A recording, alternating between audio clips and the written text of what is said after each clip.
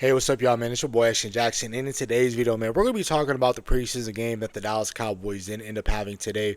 I just got off work like maybe an hour ago. But yeah, man, while I was at work, I was watching the game. I ain't going to lie to you. But I'm going to break down, I'm going to go offense, defense, special teams. On offense, something that stood out to me is Sam Howell. Sam Howell, to me, did a great job commanding the second team offense, and he did a great job today, in my opinion. He didn't make any mistakes. He didn't turn the ball over. Neither did him or Joe Milton. But nonetheless, they threw a great ball to Camden Brown. That was around a 39-yard catch. Yo, Camden Brown earned his behind a spot on the Dallas Cowboys. I believe that if he keeps up this momentum, he brings his stride into training camp when they go back to Dallas, to Frisco. Um, I think that Camden Brown has a hell of a shot to make this wide receiver room. Him and Anthony Smith, but Camden Brown showed his ass today, and I'm very proud of him. I'm really, really proud of him. If the Camden Brown family sees this, man, let Mr. Brown know he balled out today. I'm very proud of him. The second thing, we ran the ball great today. We had 137 rushing yards. I will talk about the running back 2 battle in a minute, but that's something that stood out to me. The offensive line protected Joe Milton and Sam Howell very great today. There wasn't any sacks allowed. Yeah, Sam Howell and Joe Milton are elusive enough to evade pressure, but there wasn't a whole lot of leakage in pass protection that I saw. Again, the NFL Plus, you can come out with film tomorrow morning. I can dissect it and I'll talk about that. But the offensive line, from what I saw, wasn't terrible, especially when you look at the way we were able to run the ball today. I like that. Going back to Joe Milton. Joe Milton was 12 of 15, 107 yards passing, and 1 touchdown. He had one ball today that he threw to Camden Brown on the back left pylon, and Camden Brown snatched that with one hand. And that was the play of the preseason so far. And again, that was a hell of a pass.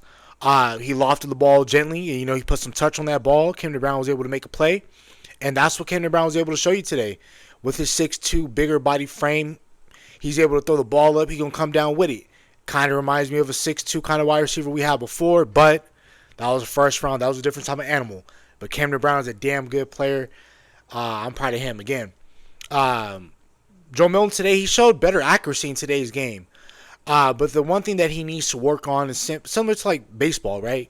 He throws the ball one way, and he throws a fastball. He needs to have a curveball. He needs to have a forkball. He has to have all these different pitches when it comes to his game. If Joe Milton can compete with his accuracy, have better accuracy, and he can put some better touch on the ball, Joe Milton could be a hell of a quarterback and a damn good backup here for the Dallas Cowboys. But nonetheless, if he just throws a football with a little bit more touch and decisiveness, Milton can be a damn good quarterback. The running back 2 spot, we want to give it to Jaden Blue. We want to give it to Phil Maffa because both of those guys have been drafted and they're homegrown talents. But Israel Bonaconda and Malik Davis look damn good today. They looked a lot better than what Jaden Blue or Phil Maffa had. Now, Jaden Blue wasn't terrible today. He was solid. Had a great screen called for him today, but it wasn't like he ran the ball ridiculously or anything like that. He didn't look that impressive between the tackles. But that is something that if we're looking at the running back 2 spot, that's something I want to keep an eye on. Tight end 3, it damn better be Michael Trigg. Mike Trigg has some nice catches today. Strong hands, was able to make some plays post-catch. I talked about that in my preview video this morning in full length. But yeah, that's about it really for the offense. Defense, Savon Revel had a really good solid play today in coverage. Defense got pushed around the first drive. The Seattle Seahawks went down there. They were able to run the ball. They didn't throw the ball that well today. As you can tell right here, they only threw the ball for 49 yards. Can't stand the 49ers, but they only threw for 49 yards. But, the defense got pushed around the first drive, but eventually they turned things around, man.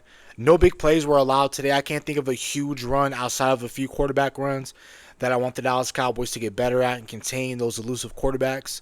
But again, once you have Overshown, Jay Barham, D. Winters, I don't think any of the elusive quarterbacks that will play in our division like Dart, Hurts, or Daniel, though I know they can't run away in a pursuit angle from Jay Barham, Overshown, or Winters. Isaiah Land, James Houston, and Brady Stewart all had a sack today.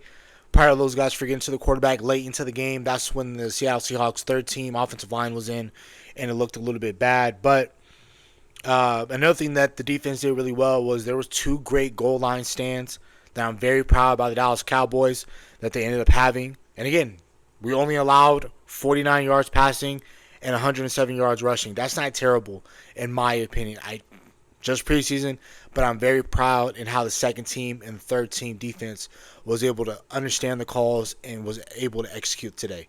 Very proud of that. Special teams. Trayshawn Holden, bro, you got lucky today, homie. Because if the Seattle Seahawks scored a touchdown and they made this game a little bit even more competitive or whatever, you might have got your behind cut today, man. You got lucky that the defense got that goal line stand when they did.